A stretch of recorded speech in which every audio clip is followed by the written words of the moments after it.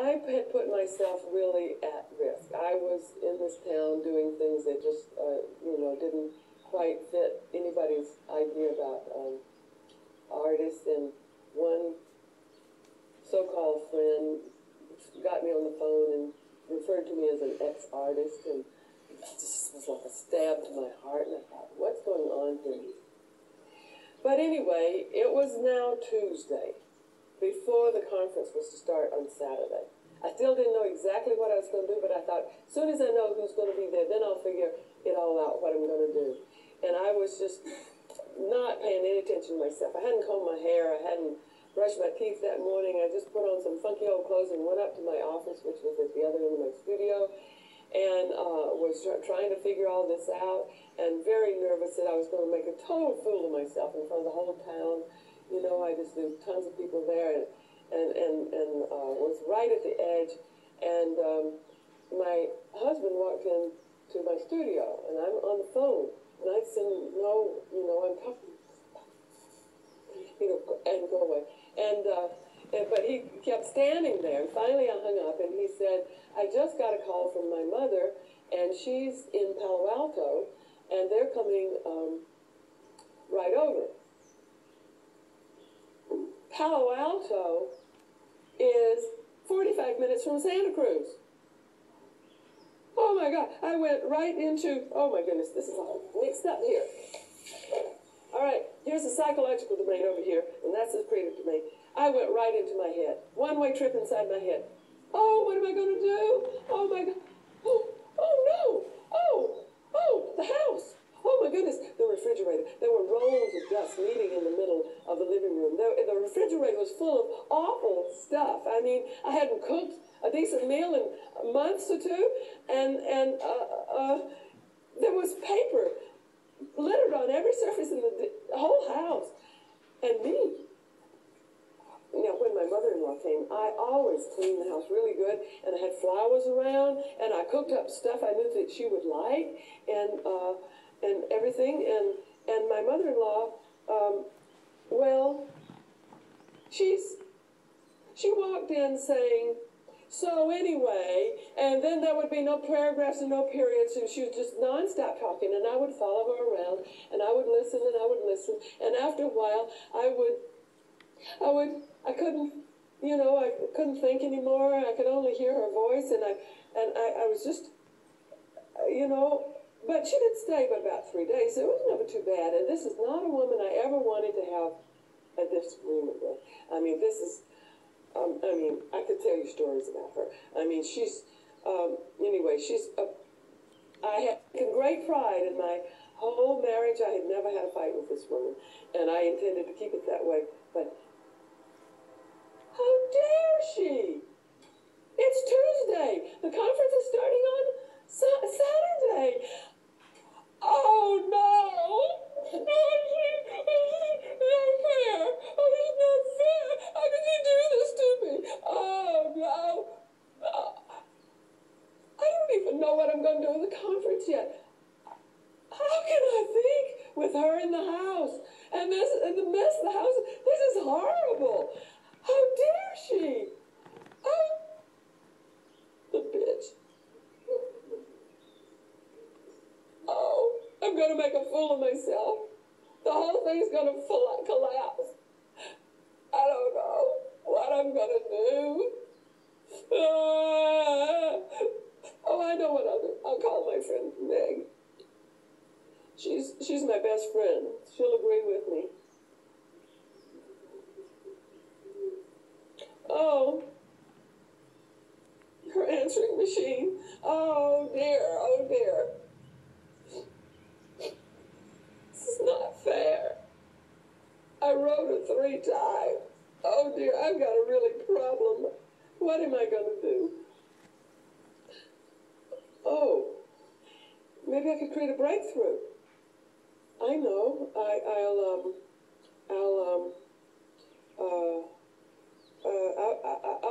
I'll create a breakthrough, but I don't have a coach. I'll have to coach myself.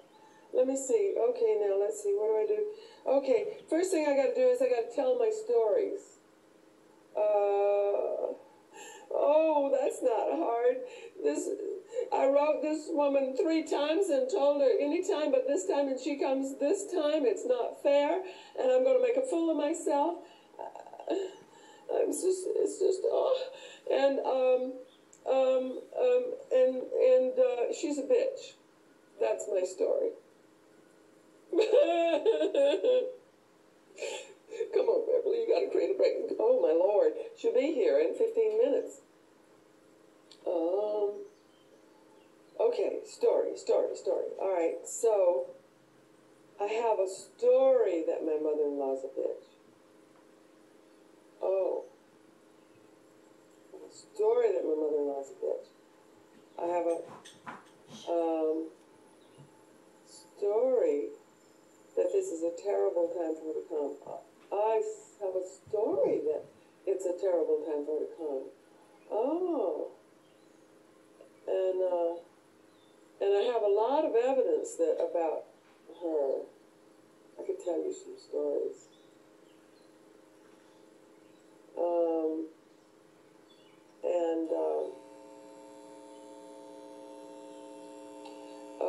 I'm going to make a fool of myself. I have a story that I'm going to make a fool of myself. But I mean, really. I can't think. I have a story that I can't think with her in the house. Oh, gosh. It's not going to work. It's not going to work. Come on, Beverly. You got 5 minutes. All right. Okay. I have a story that I'm going to make a fool of myself. I have a story that I can't think with her in the house. I have a story that this is a terrible time for her to come. And I have a story that's not fair. Okay, now I got to get over here in this place in between the psychological domain and the creative domain. There's a space in here. It's called observation.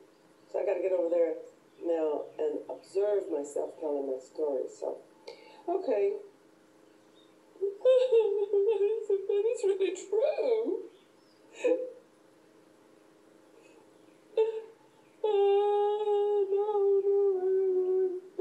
That's really true. It's a terrible.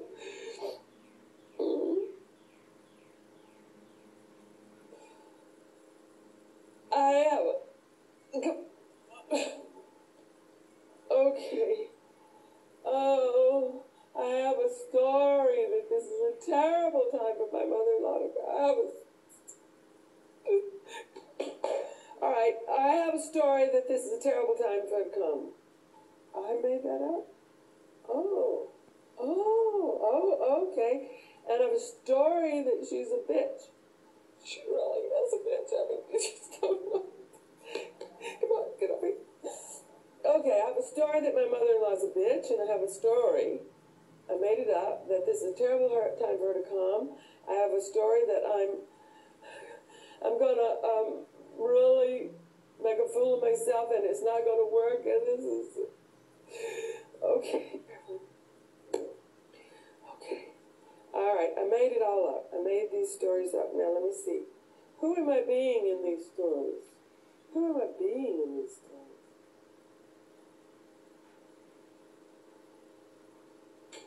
A bit. I'm pissed. I'm being a pissed victim. That's who I'm being. I'm being a pissed victim. Okay. Now, let's see. Over in the creative domain, I can go over here and invent a new way of being. A new way of being.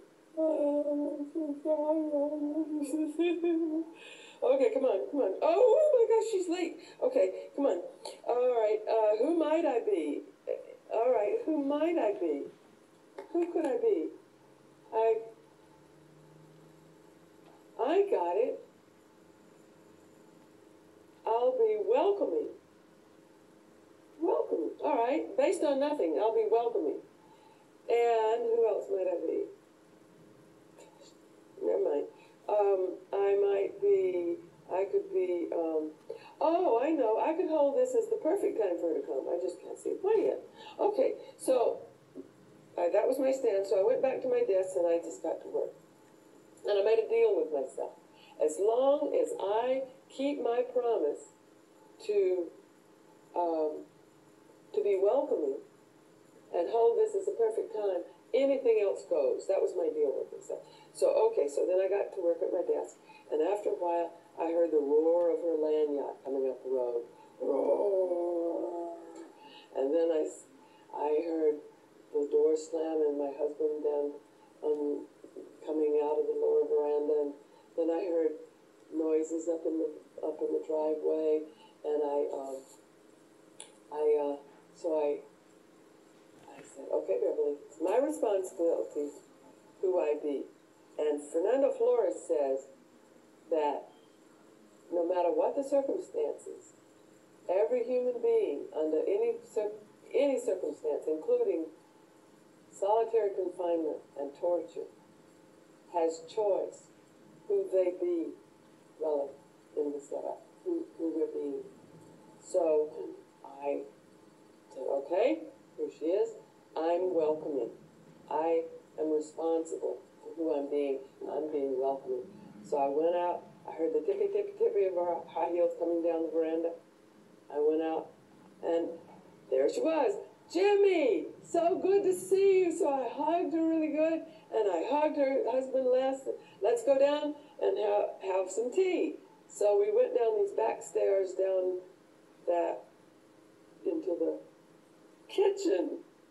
Oh, so, and then the dining table, it was just piled with stuff. So I took my arm and I shoved it back here, and I boiled some water, and I served tea.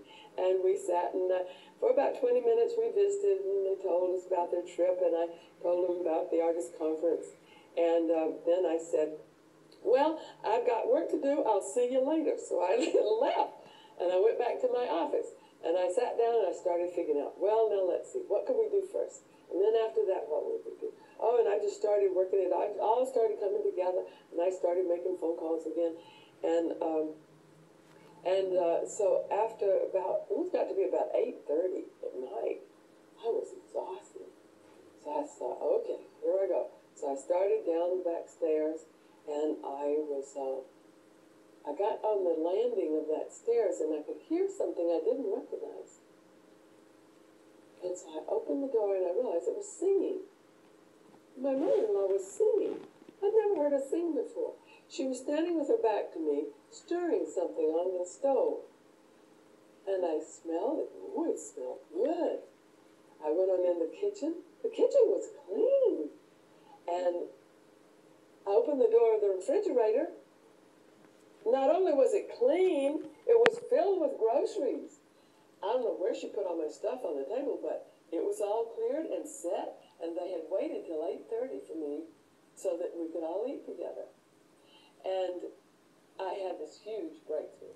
I realized that for 17 years I'd been married to this woman's oldest son, and this was the first time she'd ever gotten a whole day with him without me interfering and trying to fix things and make things nice. And she was happy as a lark.